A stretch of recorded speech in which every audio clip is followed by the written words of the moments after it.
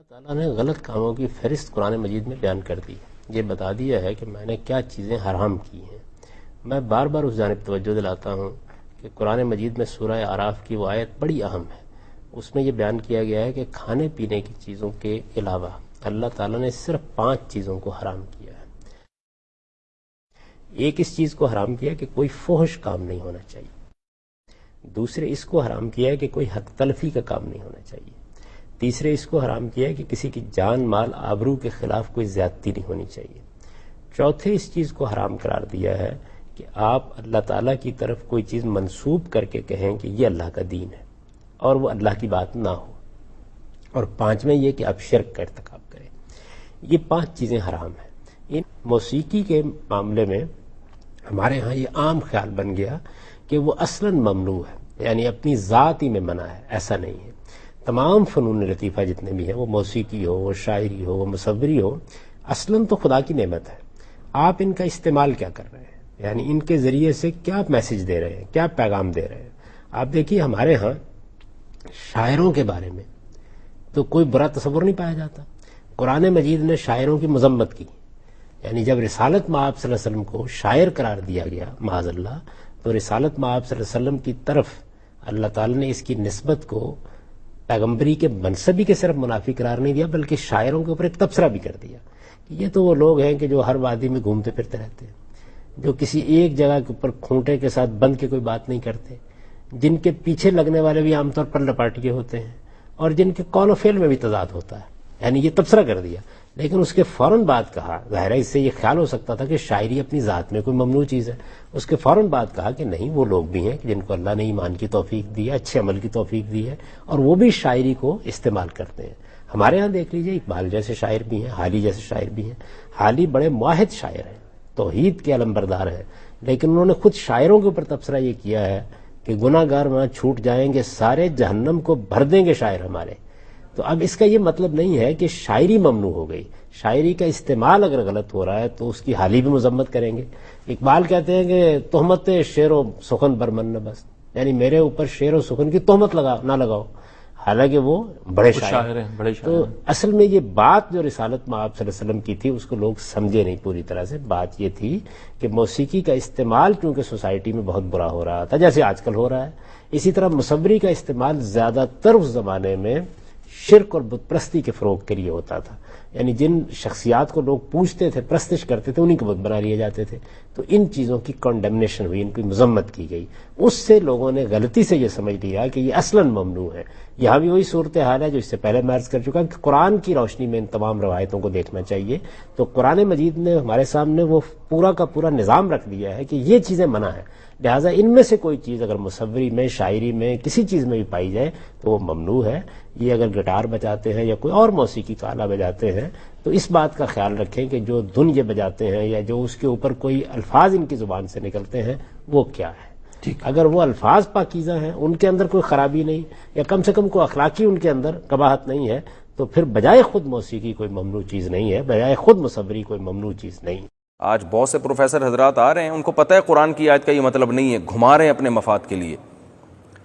ہر حرام چیز کو حلال کر رہے ہیں، حلال کو حرام کر رہے ہیں. میں نے ابھی ایک کلپ ریکارڈ کروایا تھا نا کہ ایک محترم مشہور پروفیسر ہیں، انہوں نے قرآن مجید کی آیت کا ترجمہ یہ کیا، قُلْ لَا أَجِدُ فِي مَا أُوحِيَ إِلَيَّ مُحَرَّمًا عَلَىٰ طَاعِمٍ يَطْعَمُهُ، کہ میں تو صرف، اے نبی ان سے کہہ دیجئے میں قرآن میں صرف ان چیزوں کو حرام پاتا ہوں، سور کا گوشت ہے اور مردار ہے اور بہتا ہوا خون ہے. تو اللہ نے تو اس کے علاوہ، انہوں نے پھر استدلال کیا یہ جو گانے بجانے اور موسیقی ہے یہ بھی بالکل حلال ہے. ہر قسم کی موسیقی کو انہوں نے حلال کر دیا. انہوں نے کہا قرآن میں کہاں لکھا ہے؟ قرآن تو یہ کہہ رہا ہے کہ اے نبی آپ ان سے کہہ دیجئے میں تو صرف ان چیزوں کو حرام قرار دیتا ہوں اور تو کسی چیز کو نہیں. اور آیت کے آخر میں یہ بھی ہے دوسرے مقام پہ، وَأَن تَقُولُوا عَلَى اللَّهِ مَا لَا تَعْلَمُونَ، کہ اللہ پر وہ چیز مان دو جو اللہ نے نہیں کی ہے، یعنی خود سے چیزوں کو حلال و حرام کر دو. تو انہوں نے علماء پہ الزام لگایا کہ یہ اپنی طرف سے بھی بہت سی چیزوں کو حرام کر دیتے ہیں، حالانکہ قرآن کی آیت کا مطلب نہیں ہے. جس نے ایک بار بھی کسی تفسیر کو پڑھا ہے اور قرآن کے سیاق و سباق کو جانتا ہے وہ حلفیہ بول سکتا ہے کہ قرآن کی آیت کا یہ مطلب نہیں ہے. اس آیت کو غلط جگہ منطبق کیا جا رہا ہے، اس لیے کہ اگر اس آیت کا یہ مطلب ہوتا تو بھائی پھر تو کتا بھی حلال ہو جاتا، بلی بھی حلال ہو جاتی. اس لیے کہ اللہ تو فرما رہے ہیں کھانے پینے کی چیزوں میں صرف یہ چیزیں حرام ہیں. اس میں تو اللہ نے کتے کا ذکر نہیں کیا, بلی کا ذکر نہیں کیا, تو کیا وہ حلال ہیں؟ کوئی پروفیسر صاحب سے پوچھے تو وہ حلال ہیں کیا؟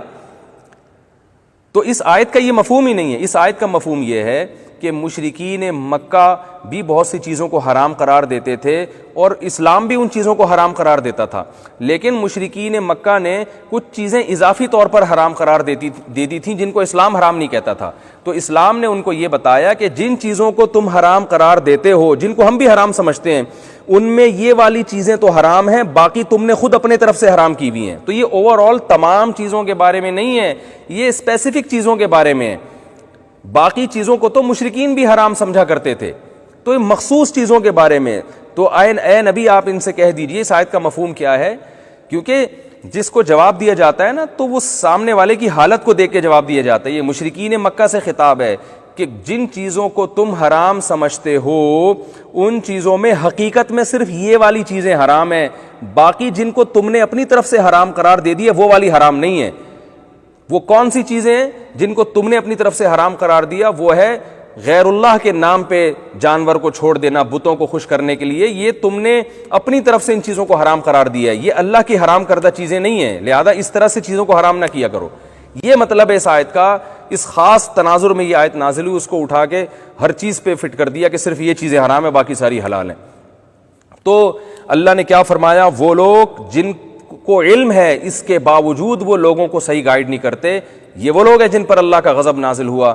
فرمایا ان کو بھی تم نے فالو نہیں کرنا, وَلَا الضَّالِّينَ, اور ان کو بھی فالو نہیں کرنا جو گمراہ ہیں. یعنی گمراہ کا مطلب ان کو راستے کا علم ہی نہیں ہے, بھٹک رہے ہیں, جن کے پاس سرے سے علم ہی نہیں ہے.